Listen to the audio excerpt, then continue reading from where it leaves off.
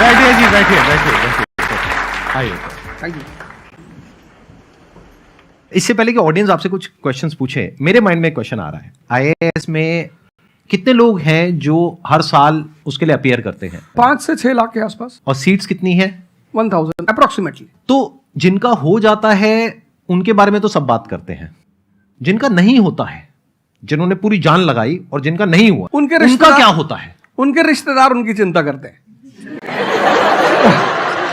वो फिर उनकी चिंता करते हैं। नहीं, मैं आ रहा हूं, मैं आपके क्वेश्चन पे आ रहा हूं। ये पॉइंट इंटरेस्टिंग है, मैं समझना चाहूंगा कैसे। मैं बता रहा हूं। हाँ। मैं दोनों मुद्दों पे बता। हम सब हारने से डरते हैं, और मजेदार बात है कि वो डर हमारी हार की वजह बनता है।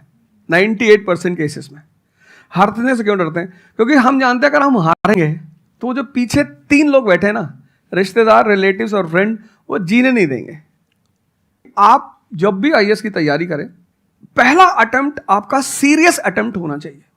आपने तैयारी किया, बेसिक्स तैयार किए, आपने एडवांस कोर्स तैयार किया, आपने कम से कम मेंस के 1000 आंसर्स लिखे हैं और मिनिमम 10,000 प्रीलिम्स के क्वेश्चंस आप सॉल्व कर चुके हैं, तब आप एग्जाम देने जाइए। सिर्फ एक अटेम्प्ट दीजिए। जिसने भी पहला अटेम्प्ट सीरियस दिया, उसको दोबारा तैयारी नहीं करनी पड़ती, रिवीजन करना पड़ता है। भाई आप देखो ना, जितने सारे सेलेक्ट लड़के होते हैं उसमें बहुत सारे नौकरी कर रहे होते हैं, जॉब कर रहे होते हैं। कुछ लोग मुझसे पूछते हैं, सर जॉब करते वक्त तैयारी हो सकती है? नहीं, जॉब करते वक्त तैयारी तो नहीं हो सकती, जॉब करते वक्त रिवीजन हो सकता है। 3 hours per day, 4 hours per day. तो मेरी एडवाइस ये है, क्योंकि ये एक बहुत रिस्की खेल है ये। मैं खुद ही बाहर हुआ, और फिर मैं कितने लोगों को देखता हूं जो 5-5, 6-6 अटेम्प्ट के बाद बाहर होते हैं। तो जिनको भी इस गेम में शामिल होना है, एक अटेम्प्ट सीरियसली होता है, बहुत अच्छा है। आपको मैक्सिमम रिस्क लेना है तो आप 2 ले लो, उसके बाद अपना काम शुरू करो जो आपका सेकंड लाइन थॉट था। कोई लॉयर बनना चाहता है, कोई मेडिकल लाइन में जाना चाहता है, कोई मतलब जो भी आप एंटरप्रेन्योर बनना चाहते हैं, आप करो, लेकिन अपने वो रिवीजन वाले 4 आवर बचा के रखो। आपने कितने अटेम्प्ट्स दिए थे सर? 4 अटेम्प्ट्स आपने दिए थे। और आपने कहीं से कोचिंग ली थी, यानी लाखों रुपए दिए थे कोचिंग में? नहीं, तब लाखों नहीं थे, तब हजारों थे। अच्छा, हजारों रुपए आपने खर्चा रहे थे, और आप एक मिडिल क्लास बैकग्राउंड से थे। तो टोटल 4 साल में आपको कितना पैसा लग गया होगा? रहना, खाना, पीना, और आपने तो पूरी तैयारी करी होगी, साथ में कुछ और नहीं किया होगा? I think so. कुछ नहीं किया, बिल्कुल। तो कितना आपका 4 साल में अच्छा खासा पैसा? 5-6 लाख रुपए लगे। 5-6 लाख रुपए उस समय लगे। आज के समय पे अगर किसी को कोचिंग लेनी है तो आई थिंक इससे 3-4 गुना, 5 गुना आराम से लगेगा। तो 15-20 लाख रुपए उस इंसान का लग गया, और वो है एक मिडिल क्लास बैकग्राउंड से। अब वो कहीं ऐसा तो नहीं कि वो ना यहाँ करा ना वहां करा 4-5 साल बाद? हाँ, वही मैंने कहा कि अब आप, जब हमारे समय तो ठीक था, अब आप रिस्क पूरा नहीं ले सकते। You have to be cautious. अब इनको कॉशियस होना पड़ेगा कि ठीक है, जैसे बड़े सारे लड़के क्या करते हैं, वो 1-2 अटेम्प्ट ऐसे ही देते हैं। अब तो इनके पास 6 अटेम्प्ट है, ओबीसी हैं तो और ज्यादा है, SC ST हैं तो और ज्यादा है। और मैं कहूंगा आप किसी भी कैटेगरी से आते हैं, आप 2 अटेम्प्ट से ज्यादा कभी मत मानिए। ये पॉइंट बहुत अच्छा है कि आइडियली आपको अपने माइंड में ये रखना है कि एक ही अटेम्प्ट है मेरे पास में, मैक्सिमम अगर आपकी फैमिली अफोर्ड कर सकती है तो 2 अटेम्प्ट है। बिल्कुल। उसके बाद में अपने काम पे ध्यान देना है, और इसको एज अ रिवीजन की तरह देखना है, मतलब इसको साथ साथ में चलाना है। ये नहीं कि अपने 5 साल या 6 साल लाइफ के सारे यही निकाल दिए और सारा पैसा घर वालों का लगा दिया, या उन्होंने खेत बेच दिया, या लोन ले लिया। ऐसी बहुत कहानियां मैंने सुनी है सर लोगों की, और बहुत ही दर्द होता है ऐसी कहानियां देख करके। ऐसे लोगों की जो कहानियां हैं वो उसको सुन करके बहुत ही बुरा लगता है अंदर से। चलिए आगे बढ़ते हैं जी। Sir, I wanted to ask how to fight the basically fear that we feel, have that courage in life. Fear बड़ी प्यारी चीज है। हमने कुछ वर्ड्स को बड़ा नेगेटिव बना लिया है। जैसे अब बच्चा है 2 साल का, उसको तो फियर होता नहीं, उसे कुछ पता नहीं, उसने कोबरा देखा, जाके पकड़ लिया। वो तो बाद में घर वालों ने देखा तो पता चला कि भैया कोबरा पकड़ के घूम रहा है। लेकिन हम बड़े हो गए ना, अब हम कोबरा देखेंगे तो वो हमारी बॉडी की जो मैकेनिज्म है वो हमें वार्न करेगी, अलर्ट करेगी। That is natural fear. वो अच्छी चीज है। जिस चीज की आप बात कर रहे हो वो फियर नहीं है, वो ओवर थिंकिंग है। आज का जो युवा है वो फियर से परेशान नहीं है, वो ओवर थिंकिंग से परेशान है।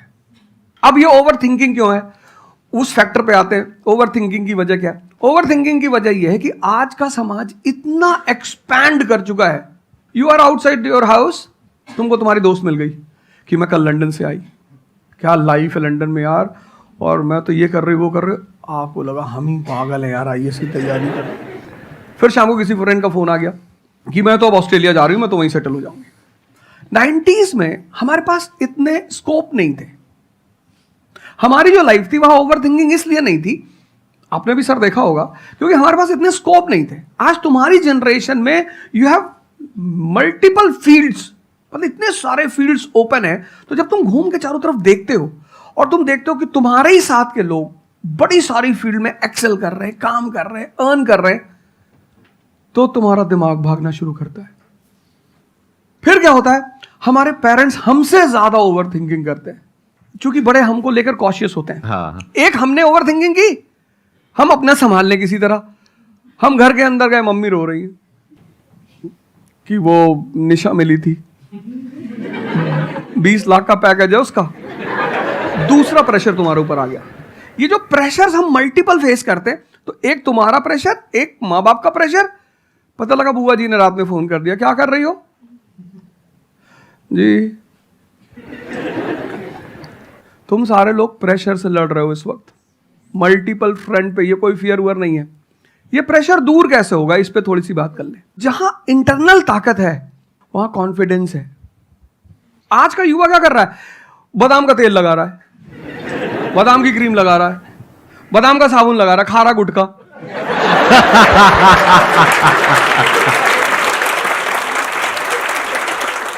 आप लोगों को चूंकि हर तरफ प्रेशर झेलना है, तो प्रेशर झेलने का सबसे अच्छा तरीका होता है इंटरनल पावर।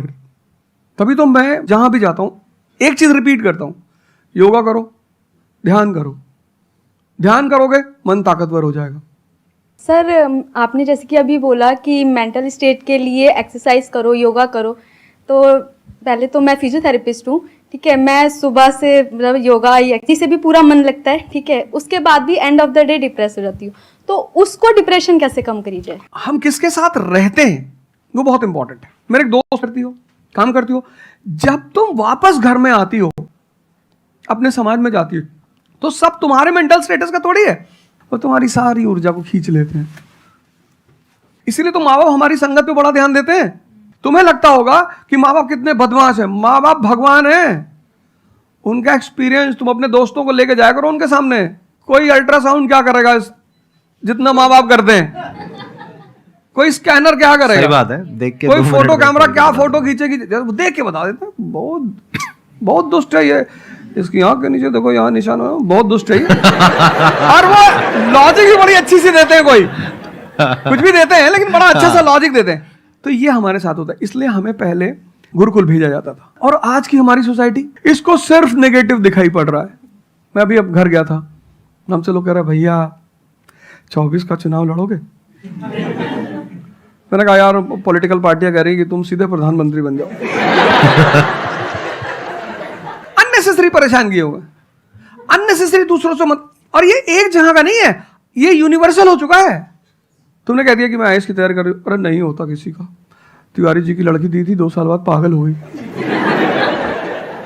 तुम इतने डिप्रेस समाज में रह रहे हो। वो तो महेश्वरी जी जैसे लोग हैं जिन्होंने बहुत लोगों को जिंदा कर रखा है। Thank you. जब आपको कोई सहारा नहीं होता, आपने टाइप किया संदीप महेश्वरी, एक वीडियो आ गया, आप रिलैक्स हो गए।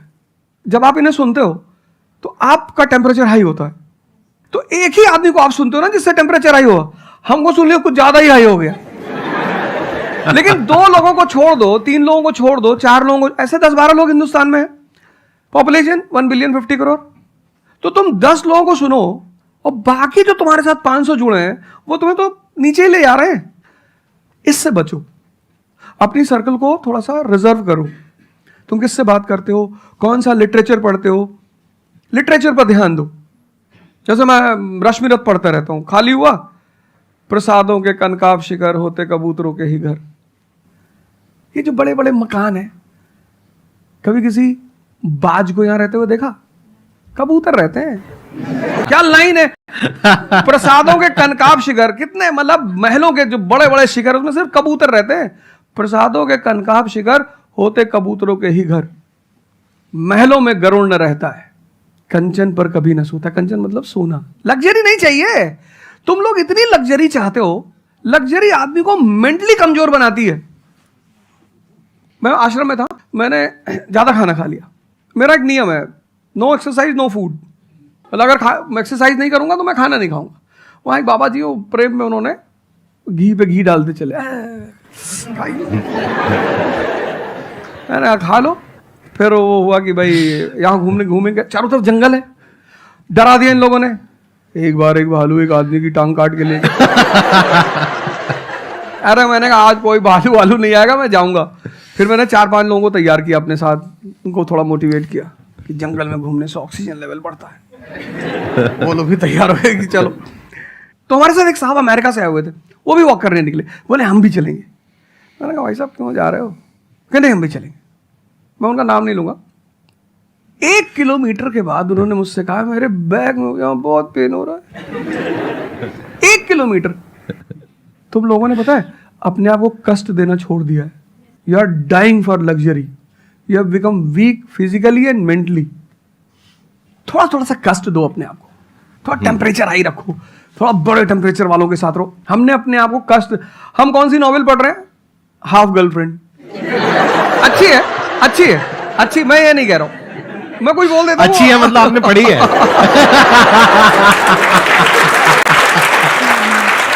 नहीं फिर कोई पकड़ निकाल लेगा, कोई वो क्लिपिंग निकाल लेगा, ओ गाली दे रहे थे उनको।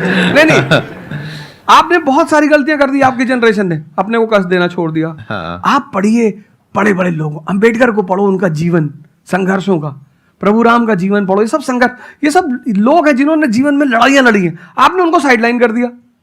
आप राणा प्रताप के बारे में कुछ, हाँ। बट जब मैं घर पे आती हूँ तो मैं अपने मम्मी पापा को देखती हूँ, ठीक है। जो मैं उनको कहती हूँ कि आपको ये एक्सरसाइज करनी है, ये करना है, आपके लिए ये ज़रूरी है, वो ये नहीं करते। तो फिर वो मुझे डिप्रेस होता है कि मैं जब सबको सही करती हूँ और मैं अपने घर में ही सही नहीं कर पा रही। आप सबको सही नहीं करते हो, आप उन लोगों को सही करते हो जो आपके पास आते हैं। हाँ एग्जैक्टली। तो अगर आपके पेरेंट्स सही नहीं होना चाहते हैं तो उनको कौन सही करेगा? बेसिकली हमारी प्रॉब्लम क्या है कि जो नहीं करना चाहता उसको भी करवाना चाहते हैं। एग्जैक्टली। फॉर एग्जाम्पल आप में से यहाँ पे कुछ लोग बैठे हैं और बैठे हैं जो कहते हैं कि भाई आप कुछ भी बोल दो, हम तो जैसे थे वैसे ही रहेंगे, उखाड़ दो जो उखाड़ सकते हो, आप अकेले आ जाओ, आप साथ में हो जाओ, सर को ले आओ, आप 10 को ले आओ, हम तो नहीं बदलने वाले। उनका कोई कुछ कर सकता है? समझ गए? तो यहाँ पे किसका एक्चुअल में किसकी लाइफ बदलने वाली है? यहाँ पर हो सकता है कुछ साल बाद आप ही में से कोई यहाँ पर बैठा होगा, बट वो इंसान कौन होगा? जो खुद अंदर से बदलना चाहता है ना। Yes sir, thank you sir. Please have a seat, बैठिए। मेरा संदीप सर से ये क्वेश्चन है कि जैसे हम लोग जब आपकी वीडियोस देखते हैं तो हम लोग मोटिवेटेड हो जाता है कि हम लोगों को गवर्नमेंट से या फिर इन सब फील्ड्स में छोड़ के अपना कुछ स्टार्ट करना चाहिए जिससे देश में एंटरप्रेन्योर्स या फिर जॉब्स बढ़े।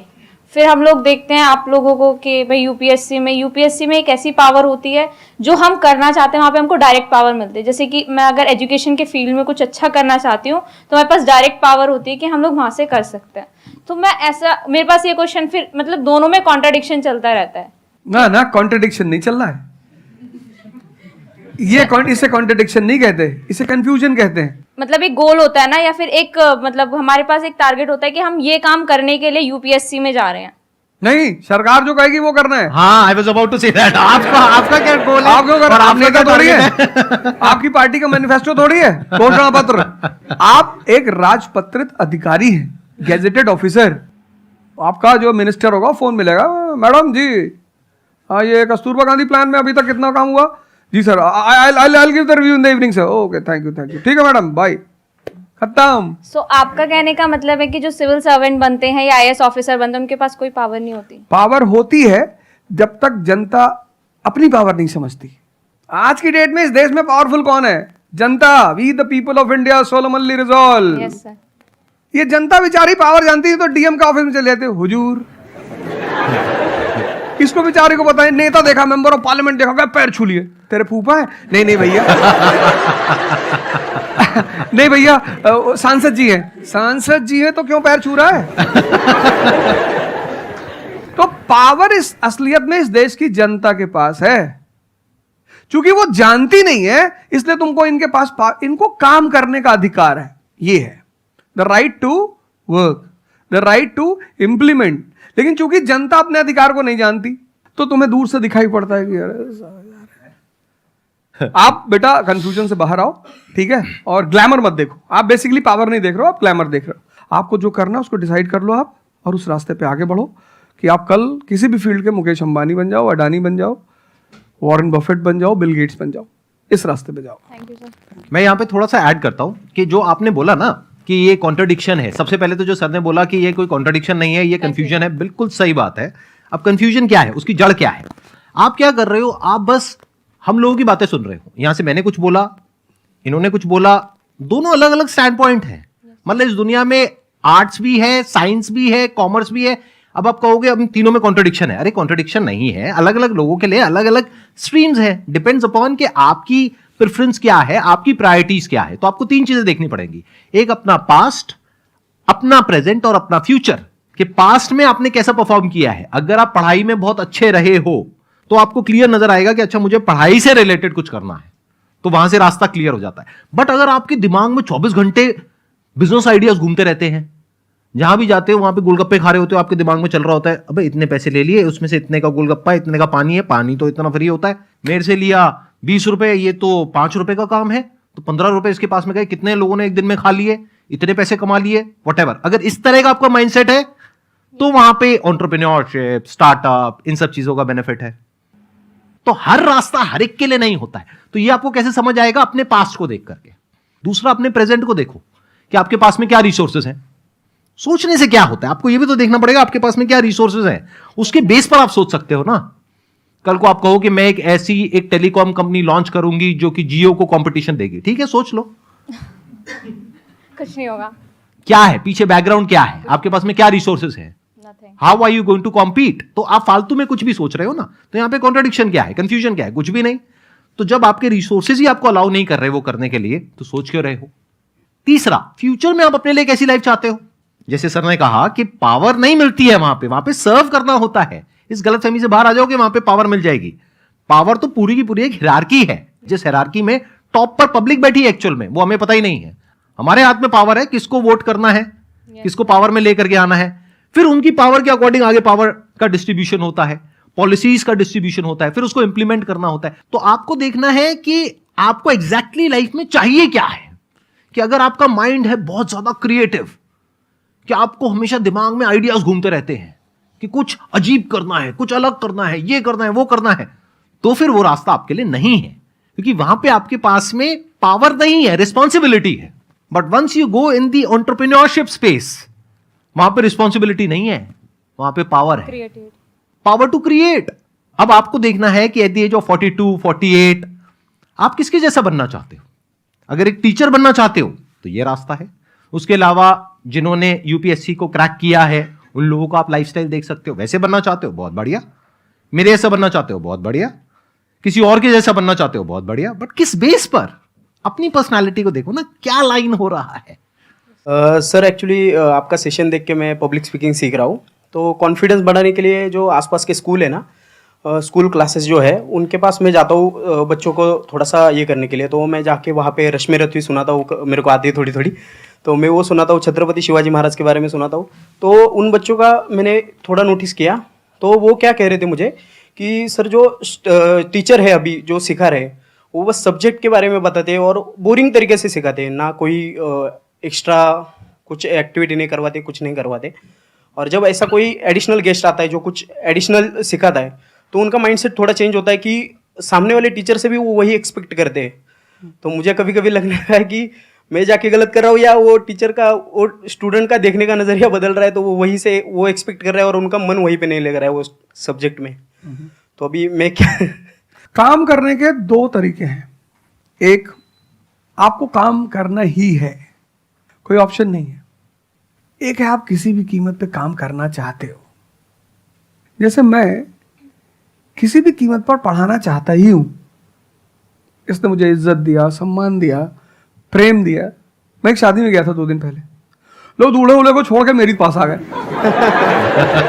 दूसरा बेचारा फ्रस्ट्रेशन में क्या किया, हमसे मैसेज किया, अब तुम यहाँ से चले जाओ। मतलब उनके भाई ने मुझे मैसेज किया, बड़े भाई ने कहा, अब यार तुम यहाँ से जाओ, शादी नहीं हो रही है।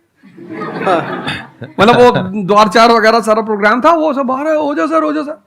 तो हमारा जो देश का शिक्षक है उसके मन में कोई मोटिवेशन नहीं है कि वो क्यों पढ़ाए।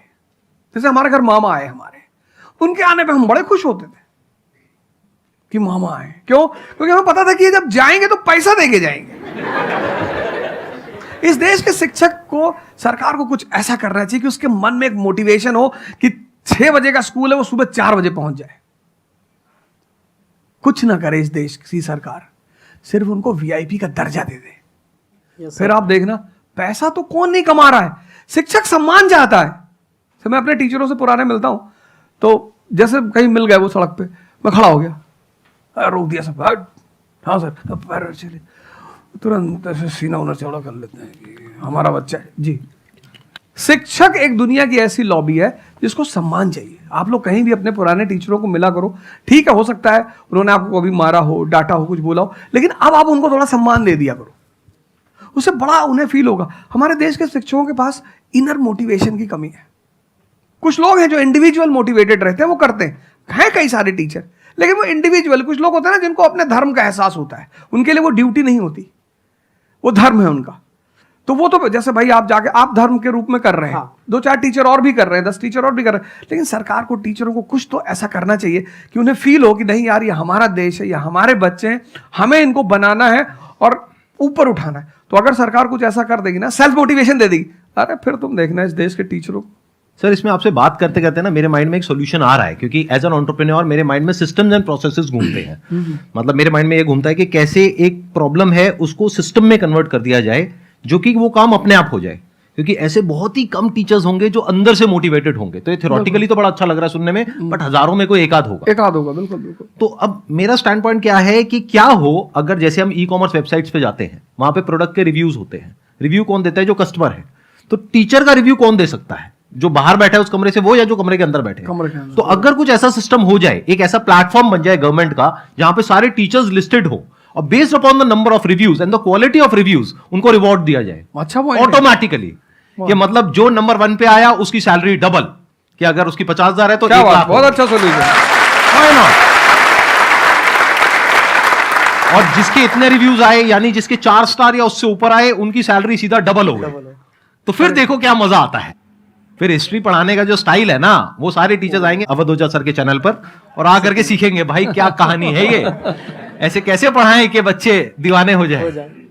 और फिर अपने आप को अपग्रेड करेंगे। नहीं तो अपग्रेड करने की मोटिवेशन कहाँ है? जैसे एक एंटरप्रेन्योर होता है, उसके पास में तो मोटिवेशन होती है कि अगर मैंने अपने जो भी प्रोडक्ट है, सर्विस है या काम है, उसको अपग्रेड किया तो करते ही मेरे को इमीडिएट रिवॉर्ड मिलेगा। जैसे सेल्स टीम में अगर आप कहीं पर काम करते हो, कितने लोग सेल्स डिपार्टमेंट में है, अलग अलग कंपनी में जो जॉब कर रहे हैं, तो सेल्स में इंसेंटिव का एक सिस्टम होता है। तो वहां पर क्लियर पता होता है कि मैंने ये टारगेट अचीव किया तो ये है। तो एक क्लियर कट टारगेट होना चाहिए which is measurable, not theoretical but actual, objective not subjective. कि ऑब्जेक्टिव एक टारगेट होना चाहिए in terms of numbers which can be calculated and a transparent system जहां पे स्टूडेंट्स वोट करेंगे और जो टीचर्स जीतेंगे पूरे इंडिया लेवल पे या स्टेट लेवल पे, उनको बुला करके जो हमारे देश के प्रेसिडेंट हैं या प्राइम मिनिस्टर हैं, वो आकर के रिवॉर्ड देंगे। Yes sir. Thank you sir.